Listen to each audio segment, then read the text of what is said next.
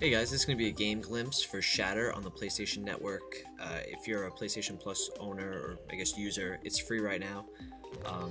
And I thought this would be a really cool game to check out with a game glimpse, excuse me. So like I said, it's free right now. I think it's about $7 if you aren't a PlayStation Plus user. I am. But basically, the best way for me to really describe this game, it's kind of like a Geometry Wars type game mixed with like a Brick Breaker on like a BlackBerry, or you can play it on just Flash sites as well. So basically, you control the ship and you're on like a little board, I guess, and you have to just shoot your these balls across the level and blow up these blocks and stuff, and you gain the little fragments that come out. You collect for points, and you can see at the top of the screen slightly because this for some reason cut it off.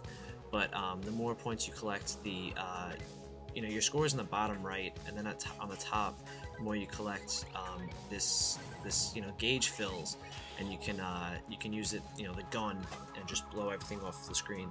So some of the blocks are harder to break than the others.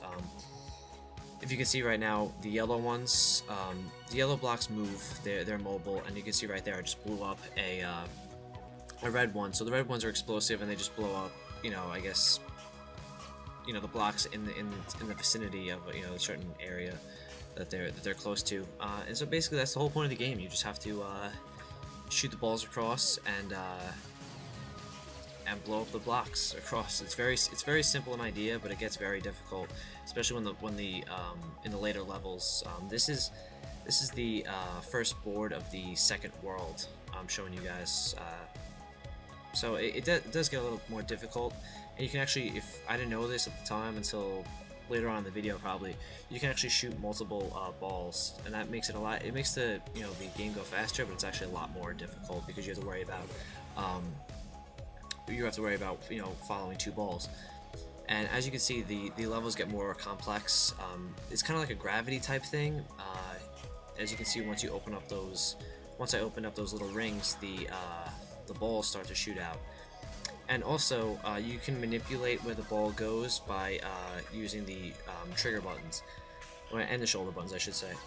Well, I guess they're both shoulders, but basically, if you use the L buttons on the side, you can you suck air in towards you, and this works for as you can see there, I'm using it.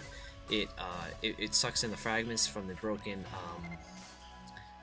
blocks, but it also can suck in the movable blocks that were on the screen earlier. So they're like right there. So it works both ways. Then the other way, with the right buttons, you can use to blow air out, as I'm doing right there. It always manipulates, I guess, the wind pattern of the ball.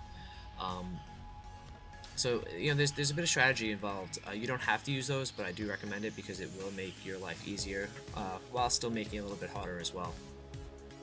So that's basically the basic I guess in a sense plot of the game, but it's a blast. It's a lot of fun. You'll see as the boards keep going more, as I get deeper and deeper into the game here, now you're in closer quarters, so you have a lot less reaction time, as you will see here. It gets very intense. I didn't really die that much while playing the game. I'm not finished with the game, like I said. This is just a glimpse. This isn't a review. A full review will be up, but navigating now side to side instead of up and down, especially on like a curved incline, it gets a lot more difficult. Just getting used to the different movements of where you're allowed to move. It's an adjustment, and it gets difficult. And as you can see here, there were a lot of blocks on the board, and your reaction time is definitely limited from where you started from. And this only keeps getting more intense, I guess I should say. The deeper into the game you go, the less space you really have to work with. So it does a really good job though of, I guess, holding your hand early on into until you get to these types of areas. because it can be, you know, a little overwhelming at times, but I never found myself, you know, dying so much that it was, like, you know, hard to keep playing, which is good. I hate when that stuff happens in games. There are what am I trying to say? You know, like upgrades, I guess I should say. You can get extra lives, you can get score multipliers, you can get what your ball can't be stopped, so if you shoot it, excuse me, if you shoot it, it just keeps going until it bounces off the wall and comes right back. So it's basically just like a, you know, a wrecking ball, in a sense. So there's a lot of different things. Yeah, you know, extra lives. I don't know if I said that, but so it's, you know, there's little perks throughout the game to throughout each level, I guess I should say, to change things up a bit. So it's really good.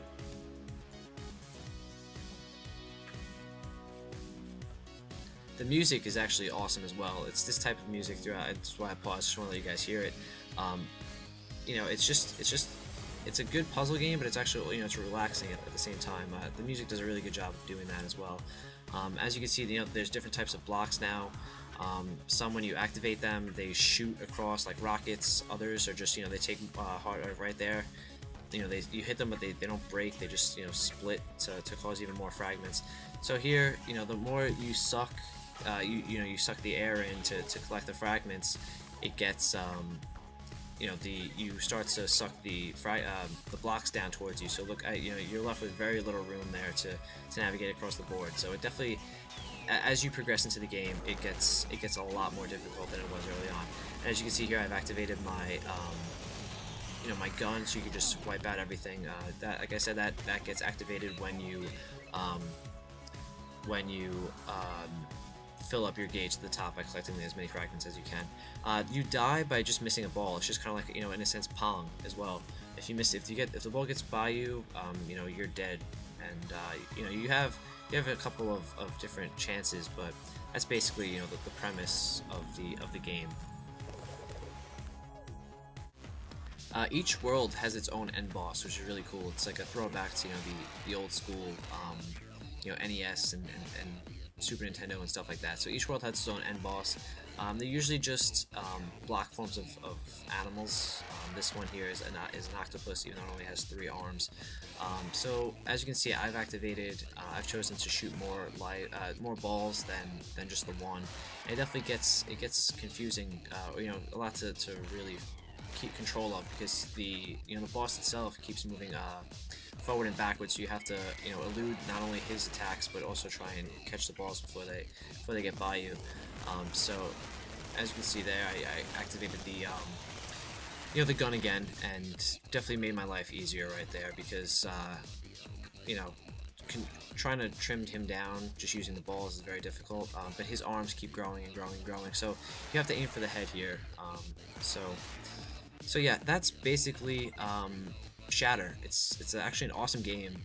It's definitely I've had PlayStation Plus for probably about 3 or 4 months now, and this is definitely my favorite game that they've given for free. Like I said, it's probably about $7 if you don't have PlayStation Plus, but you know, these little gifts right here are definitely